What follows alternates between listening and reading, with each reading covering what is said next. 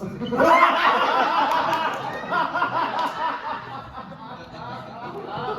I gotta get the fuck out of here. Please. It's hard to relax.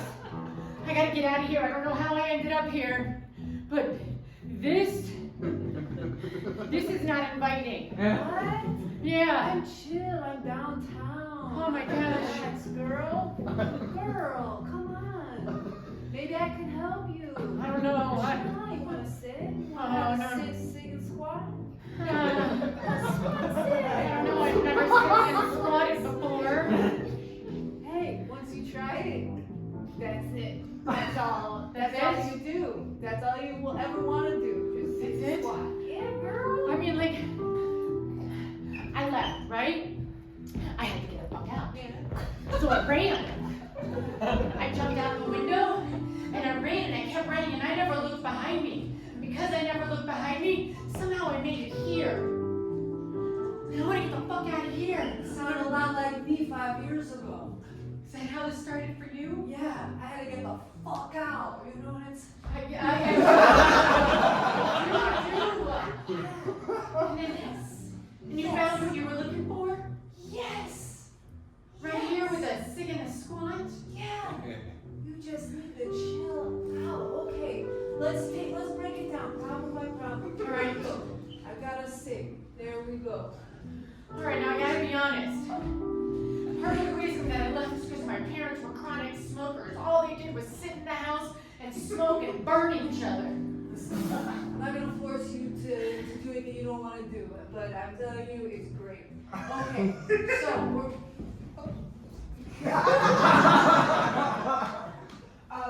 I want to say that I really appreciate you watching my baby. You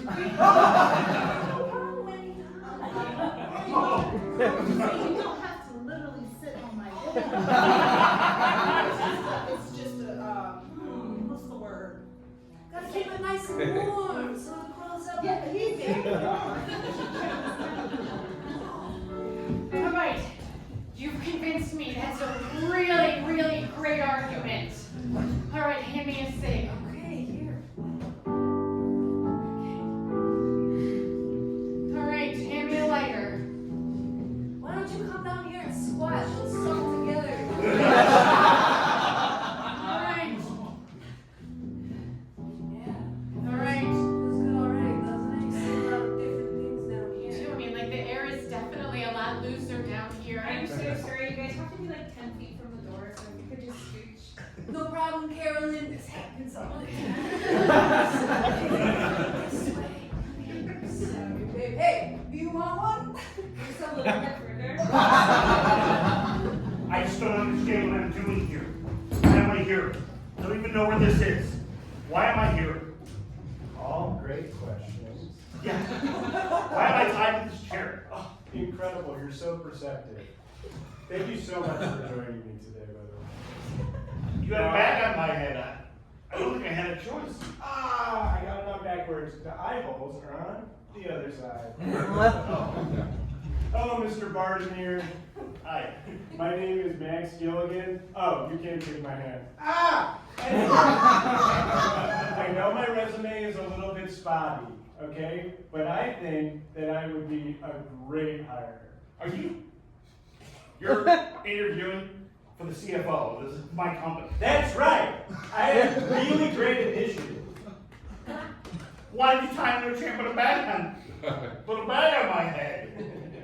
Because you weren't gonna meet with the other one, dumb nuts. I don't know who you are. Stop insulting me. It's not working. I told you, I'm Max Gilligan, and I'm gonna be your next CFO. Okay, all right. I mean, I'll give you Now, that. can you see the computer monitor through your eye holes? Let me know if I gotta adjust. Just twist it to the left. Twist to the left. Your That's left. more towards me. Your Yeah, left. our lefts are the same. We're facing the same way. Got it. All right, Okay. okay. Now this is done. Now I can't see the dang thing. I'll make do. I'm adaptable. You can take the foot off and untie my hands. I don't understand. Now you'll run away. Now I have no idea where I am. Perfect. I've prepared a slide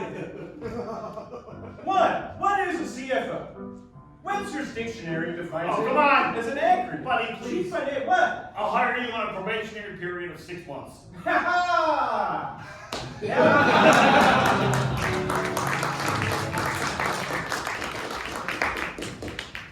Speaking of not knowing where you are, and at the same time having to be 6 feet away from a hotel entrance.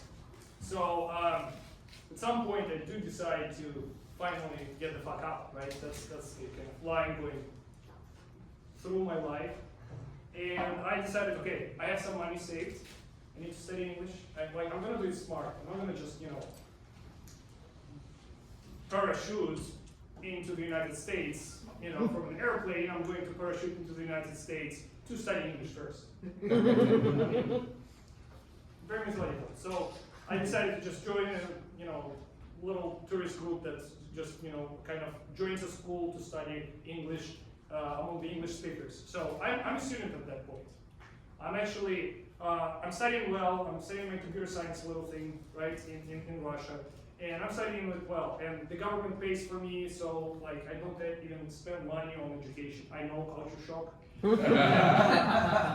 I get a scholarship, and I also play video games and get paid for it because I work in a video game magazine. I'm cooler than all of you motherfuckers. Yes. So yeah, I prepared this slide. So eventually I decided, okay, I have money saved, I'm doing this thing. So I go to the agency and they say, oh, we have a group and they're flying away pretty much in a couple of weeks. Let's try to run your visa very quick. So if you're lucky, you join us. And I'm lucky because I'm literally 18 hours away from their flight. So I joined the flight at the last moment because my visa is approved. And we have to fly through Beijing. Again, Siberia to Beijing to Chicago. And the problem is, it's 2008, just before the Olympics. And they never had time to actually get a hotel room for me because the layover too long. Everyone is supposed to just rest and chill there overnight. And I have no room. And they say, it's fine, we have 2 boys here. Boys, 16-year-olds. And everyone else in the group is girls. So can you just chaperone them? And this means literally you can sleep on the floor in their room and that's it, right? I mean, easy thing, you get your rest, you don't have to sleep outside or in the airport, and then, you during the flight. Sure. So I go to bed in the hotel room. Well, I don't go to bed. I lay on the floor, literally by the window, that's it. I'm happy there. And then I start hearing noises. I'm fast asleep, right? I didn't sleep for 2 days before that. And then finally I started hearing something very rhythmic, sounds of suction, something's off. Oh wait, and then I'm starting to hear female voices arguing with male voices. And the male voices are people speaking in Russian, but when they speak to somebody in a foreign tongue, they speak very slowly, making sure, I'm sure you're all familiar with that, right? And something is going on. I thought, at first thought, I figured, well, I'm sleeping, I'm still dreaming. And then I decided, no, hold on, chaperone them. And what I found out was, these 2 assholes got drunk, and somehow, with zero knowledge of either English or Chinese, they got a bunch of prostitutes.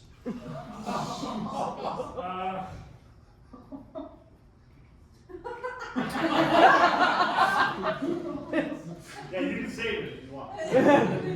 So, one of them was very satisfied with the service.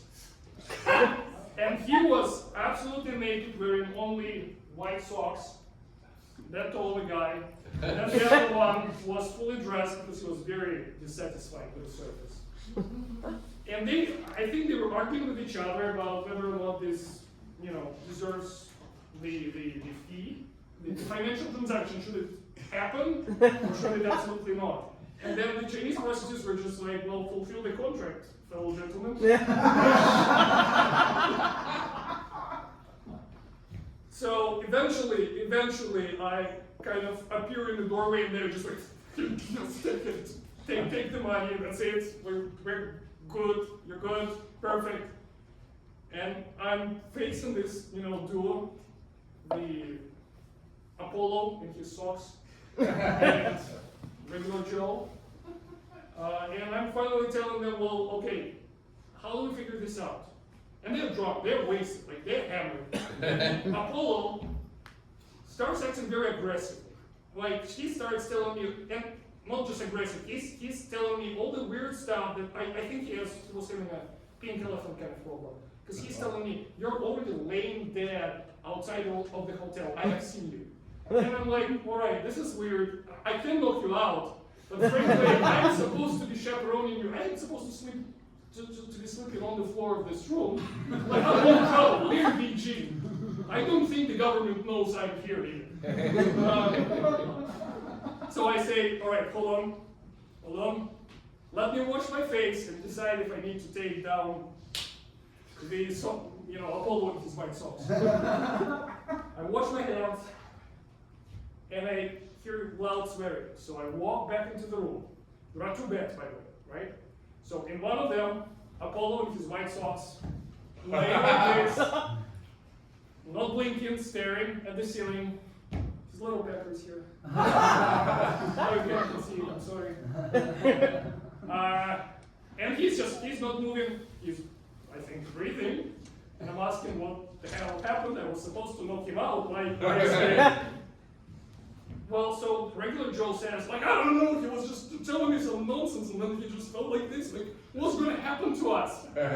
Have you been to Chinese prisons? Are they better or worse than Russian? Just like, well, I mean, I don't know, run trade-offs probably. I'm telling him, okay, hold on. This is your fault, so you're going to dress him up. I'm not touching this. And I also happen to speak some English, so I'm going to go downstairs and talk to the reception about the ambulance.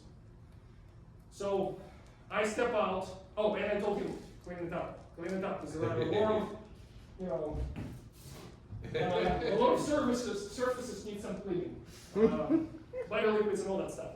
And so I finally take myself. I apologize. I mean, somebody told me it's PG-13, and I'm absolutely like, it's not going to fly. But anyways, so I go downstairs to the reception, and I try to explain to everyone what's going on. And it's 2008. I mentioned this just before the Olympics. So everyone is told, act politely, agree with English speakers, act like you speak English, even if you don't speak English. And so I spent roughly half an hour trying to explain it, like I'm trying to mime. Like something happened, and everyone is very polite, having no idea what I'm talking about until somebody actually, does a little thing on their phone and they show me the Red Cross, and I'm like, yes! Second thought, wait, do they mean the Swiss embassy or the Red Cross? But eventually,